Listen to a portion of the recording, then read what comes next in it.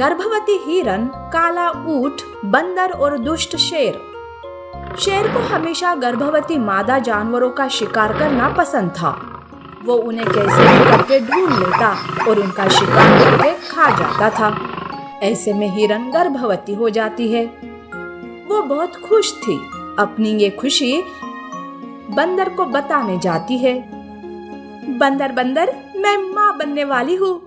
कुछ ही दिनों में एक नन्हा सा मेहमान आने वाला है जो तुम्हें मामा और मुझे माँ कहकर पुकारेगा। अरे वाह बहन, ये तो बहुत ही खुशी की बात है। आपको बहुत बहुत बधाई। लेकिन बहन। क्या हुआ बंदर, तुम ऐसे उदास क्यों हो गए? शेर के बारे में तुम्हें पता है ना? अगर उसे पता चला कि तुम गर्भवती हो तो? अरे बाप रे, ये तो मैंने सोचा ही नहीं। आज नहीं तो कल शेर मेरे बारे में जान ही लेगा। मैं उसकी नजरों से नहीं बच पाऊंगी और ना ही मेरा बच्चा। हिरन की खुशी शेर के नाम से ही गुम हो जाती है। हिरन उदास होकर वहां से चली जाती है। अब हिरन हर वक्त उदास और दुखी रहने लगती है। हिरन को ऐसा देखकर बंदर को बड़ा दुख होता है। ऐसे में बंदर को एक चालाक काले ऊंट के बारे में पता चलता है। बंदर तुरंत हिरन के पास जाता है और कहता है, हिरन, जल्दी हमें काले ऊंट से मिलना होगा। काला ऊंट ही तुम्हें और बाकी मादा जानवरों को शेर से बचा सकता है। बंदर और गर्भवती हिरन दोनों काले ऊंट से मिलने उसके इलाके में आते हैं। तब बंदर उसे सारी हकीकत बता देता है। तब हिरन कहती है, मैं बड़ी उम्मीद लेकर आपके पास आई हूँ।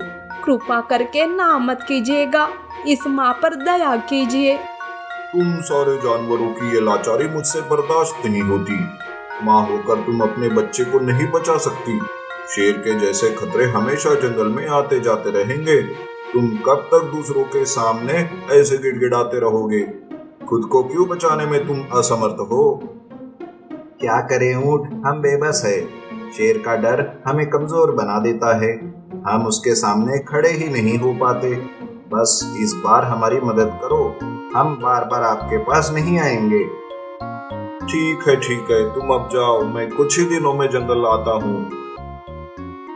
बंदर और हिरन उम्मीद लेकर वहाँ से जंगल वापस आते हैं। ऐसे ही 2 दिन बीत जाते हैं। अब हिरन के गर्भवती होने की बात शेर को पता चल जाती है। शेर हिरन को ढूंढ लेता है। तब हिरन शेर के सामने दया की भीख मांगती है। तब शेर कहता है, हिरन, इस बात का मुझ पर कोई असर नहीं होने वाला। ये सब तुमने तो गर्भवती होने से पहले ही सोच लेना चाहिए था। अब तेरा बच पाना मुश्किल है। तब हिरन वहाँ से भागने लगती है तो शेर उसका पीछा करता है, जिसे पेड़ पर बैठा बंदर देख लेता है। बंदर हिरन को बचाना चाहता था, पर कैसे, ये वो सोच ही रहा था कि तभी वहाँ काला ऊंट आता है। अच्छा हो गया आप आ गए। अभी अभी शेर हिरन के पीछे पड़ा। जल्दी से कुछ करो। ठीक है बंदर, तुम चालाकी से शेर का रास्ता मेरी तरफ मोड़ दो। बाद में मैं सब देख लूंगा। बंदर पेड़ों से होते हुए शेर के पास आता है। हिरन भागते हुए पेड़ के पीछे छुप गई थी। शेर हिरन को इधर उधर देख रहा था। तभी बंदर हिरन का आवाज निकालता है, बचाओ बचाओ, शेर से मुझे कोई बचाओ। अच्छा, तो हिरन इस तरफ से भाग रही है। हिरन, मैं तुझे अब नहीं छोड़ूंगा। शेर अपना रास्ता बदल देता है और वो दूसरी तरफ भागने लगता है। इस तरह से हिरन शेर से बच जाती है। बंदर हिरन को लेकर शेर के पीछे चलने लगता है। शेर भागते हुए एक जगह आता है जहाँ रास्ते पर ऊंट पत्थर के सामने बैठा था। उसे देखकर शेर कहता है, अरे काले ऊंट, ये पत्थर के समान क्यों बैठा है? मेरा रास्ता छोड़ दो।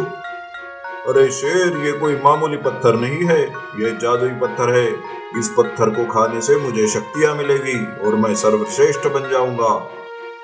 यह सुनकर शेर सोचता है, अरे ये जादुई पत्थर अगर इस काले ऊंट ने खा लिया तो फिर मेरा इस जंगल में क्या अस्तित्व रहेगा? नहीं, ये जादुई पत्थर मेरा है, मैं ही इसे खाऊंगा।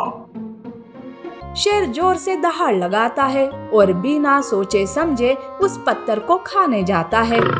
वो उस पत्थर को अपने मुंह में जोर से चबाने की कोशिश करता है।